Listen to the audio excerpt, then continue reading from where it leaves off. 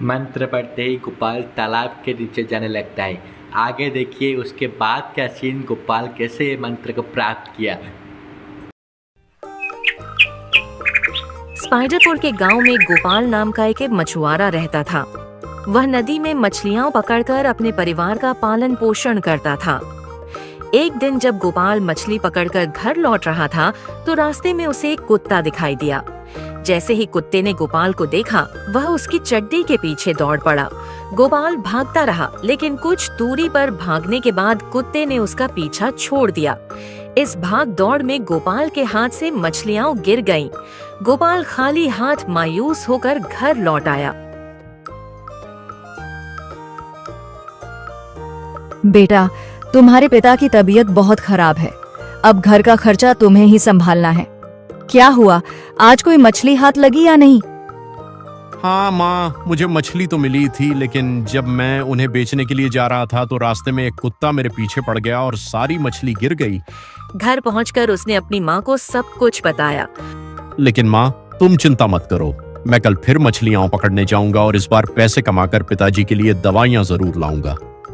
अगले दिन गोपाल फिर से मछलियां पकड़ने के लिए तैयार होता है। अरे गोपाल, रुक जाओ, तुम ये खाने का डब्बा रखना तो भूल ही गए। पता नहीं तुम्हें वहाँ कितना समय लग जाए।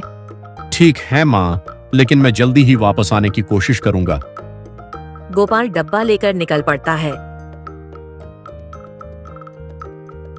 रास्ते में उसे एक साधु बाबा दिखते हैं। प्रणाम साधु बाबा।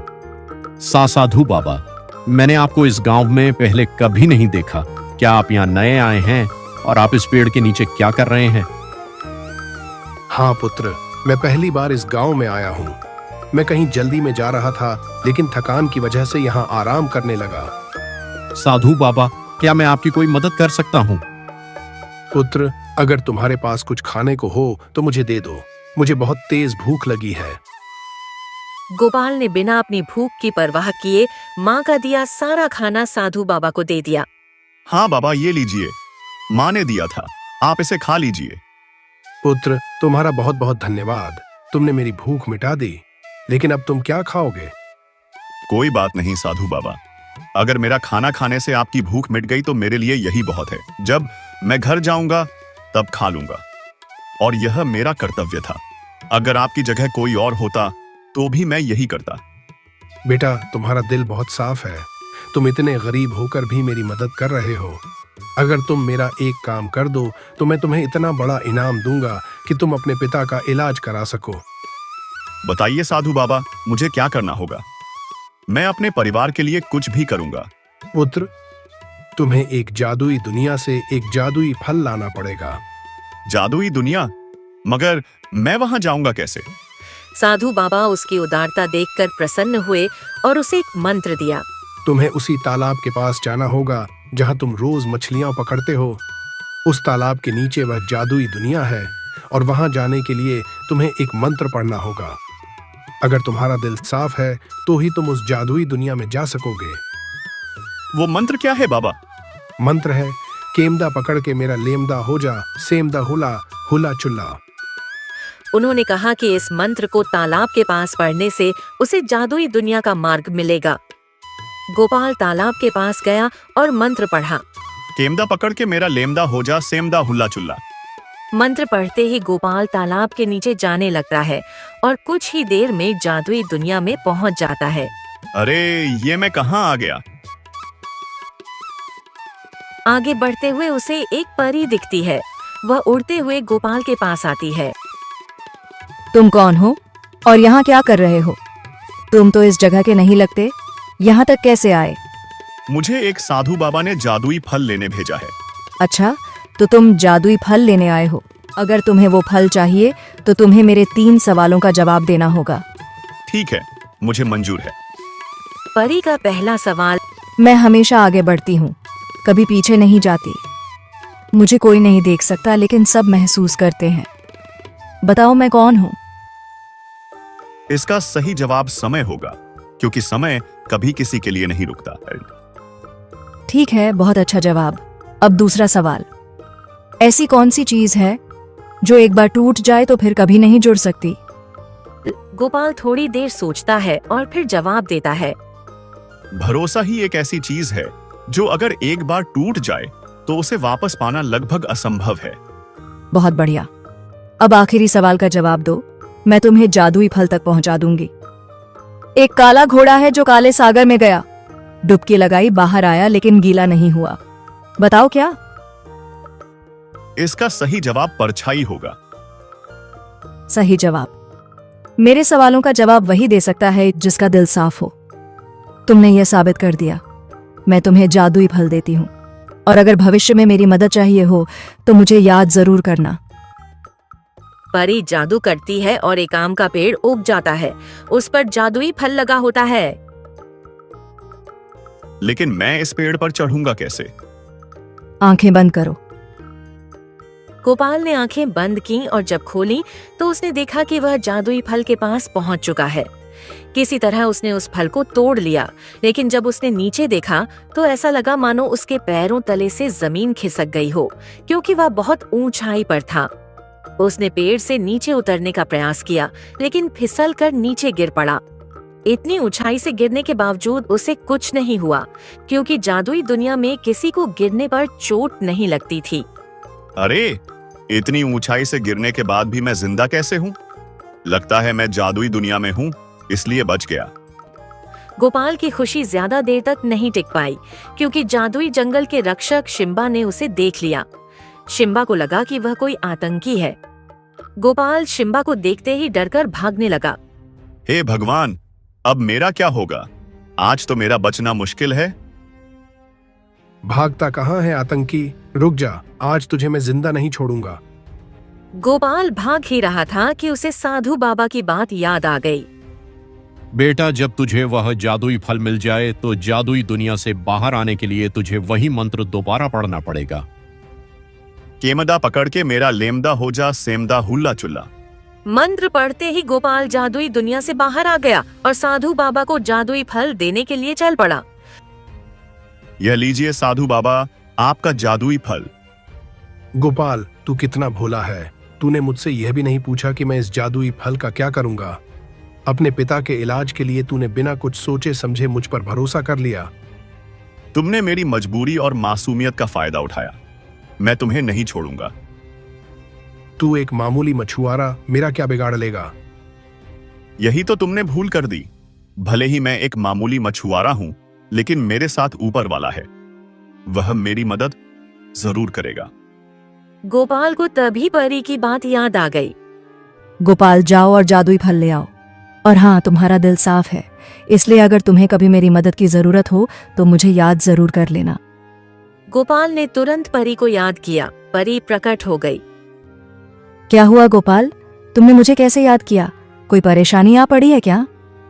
जी हाँ परी जी, जो फल मैंने आपसे लिया था वह दरअसल एक पाखंडी साधु के हाथ लग गया है। तुम चिंता मत करो गोपाल, मैं कुछ करती हूँ। अब मुझे अमर होने से कोई नहीं रोक सकता। इतनी भी क्या जल्दी है, दुष्ट साधु। परी ने अपने जादू से जादुई फल को उसकी असली जगह पर पहुंचा दिया और साधु को भी अच्छा सबक सिखाया। परी जी, मुझे माफ कर दीजिए, यह सब मेरी वजह से हुआ। मैंने बिना सोचे समझे इतना बड़ा कदम उठा लिया। कोई बात नहीं पुत्र, मुझे पता है कि तुम बहुत ही साफ दिल के इंसान हो। जाओ, मैंने तुम्हें माफ किया, और तुम्हारे पिताजी के इलाज के लिए ये लो कुछ सोने के सिक्के। धन्यवाद परी जी, मैं आपका ये उपकार कभी नहीं भूलूंगा। सोलेपुर गांव में अर्जुन नाम का साहसी युवक रहता था। अर्जुन बचपन से ही रोमांच और रहस्यों का शौकीन था। एक दिन उसने अपने दादाजी के पुराने संदूक में एक पीला धुंधला सा नक्शा पाया। नक्शे पर बड़े बड़े अक्षरों में लिखा था, यह खजाने का नक्शा है। अगर तुम बहादुर हो और सच्चाई का साथ दोगे तो यह तुम्हें अमूल्य धन तक ले जाएगा, लेकिन रास्ता खतरों से भरा है। अर्जुन ने नक्शा देखकर खुद से कहा, यह मेरी जिंदगी का सबसे बड़ा रोमांच हो सकता है, पर इसे अकेले करना मुश्किल होगा। वह अपने सबसे अच्छे दोस्त सूरज के पास गया। सूरज समझदार और तर्कशील था। सूरज, देखो यह नक्शा, यह हमें किसी खजाने तक ले जा सकता है, पर अकेले यह यात्रा करना खतरनाक हो सकता है। क्या तुम मेरे साथ चलोगे? अर्जुन, यह नक्शा सच में असली लग रहा है, लेकिन क्या तुमने इसके खतरों के बारे में सोचा है? सोचा है, लेकिन अगर हमने कोशिश नहीं की तो यह मौका हमेशा के लिए खो जाएगा। ठीक है, मैं तुम्हारे साथ चलूंगा, लेकिन हमें पूरी तैयारी करनी होगी। अगली सुबह दोनों निकल पड़े। नक्शा उन्हें गांव के पास घने जंगल की ओर ले गया। जंगल में हर तरफ खामोशी और डरावना सन्नाटा था। अर्जुन, ये जगह कुछ ठीक नहीं लग रही। मुझे लगता है हमें सतर्क रहना होगा। सूरज, डरने की जरूरत नहीं, हम साथ हैं।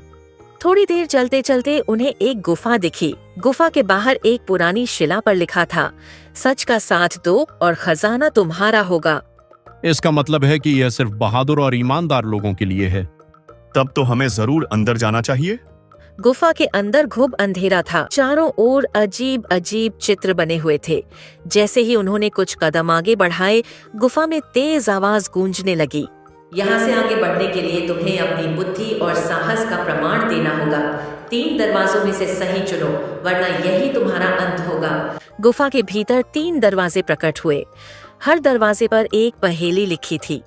पहली पहेली थी, ऐसी कौन सी चीज है जो तुम्हारा है फिर भी दुनिया इस्तेमाल करती है? बताओ वो क्या है? यह तो आसान है, इसका उत्तर है नाम। दूसरे दरवाजे पर लिखा था, वो कौन सी चीज है जो जितनी ज्यादा होती है उतनी कम दिखाई देती है? यह थोड़ा मुश्किल है, पर इसका उत्तर है अंधेरा। दूसरा दरवाजा भी खुल गया। तीसरा दरवाजा। तीसरे दरवाजे पर लिखा था, जो टूट जाए उसे कोई जोड़ नहीं सकता। इसका उत्तर है भरोसा। यह दरवाजा भी खुल गया। दरवाजे के पार एक विशाल कक्ष था, जहां सोने की मूर्तियां, हीरे जवाहरात और अनगिनत गहने रखे थे। अर्जुन और सूरज यह देखकर हैरान रह गए। यह सब सचमुच है। अर्जुन, यह तो हमारी कल्पना से भी परे है। हमें सतर्क रहना होगा, यह सब इतना आसान नहीं हो सकता। जैसे ही अर्जुन ने खजाने को छूने की कोशिश की, कक्ष में एक विशाल राक्षस प्रकट हुआ। यह खजाना केवल उन्हें मिलेगा जो लोभ से मुक्त हैं। अगर तुमने कोई भी गलत कदम उठाया तो यही तुम्हारी कब्रगाह बनेगी। तुम दोनों में से कोई भी अगर मेरी चुनौती में असफल हुआ तो तुम कभी यहां से बाहर नहीं जा सकोगे। अर्जुन ने साहस दिखाते हुए कहा, हम तैयार हैं, बताओ हमें क्या करना होगा? तुम्हें मैं इस खजाने में से सबसे कीमती चीज चुननी होगी, लेकिन अगर तुम्हारा चयन गलत हुआ तो तुम यहां फंस जाओगे। सूरज ने घबराते हुए कहा, अर्जुन, यहाँ सब कुछ कीमती लग रहा है, हम क्या चुने? अर्जुन ने खजाने को ध्यान से देखा और बीच में रखा एक पुराना तांबे का सिक्का उठाया। यही सबसे कीमती है, यह इस खजाने का प्रतीक है। इसके बिना यह खजाना अधूरा है। तुमने साबित कर दिया कि तुम लालच से परे हो। खजाना तुम्हारा है। राक्षस जोर से हंसा और गायब हो गया। अचानक पूरे कक्ष में प्रकाश फैल गया। अर्जुन और सूरज ने खजाने में से सिर्फ उतना लिया जितना उनके गांव की जरूरतों को पूरा कर सके। हमने यह खजाना सही इरादों के साथ पाया है। अब इसे सही तरीके से इस्तेमाल करना चाहिए। सही कहा, यह खजाना हमारे गांव की भलाई के लिए है। दोनों गांव लौटे और खजाने का इस्तेमाल गांव के विकास और गरीबों की मदद के लिए किया। सीख, यह कहानी हमें सिखाती है कि सच्चाई और ईमानदारी से हर चुनौती का सामना किया जा सकता है। लालच से परे रहना और सही इरादों के साथ कार्य करना ही असली विजय है।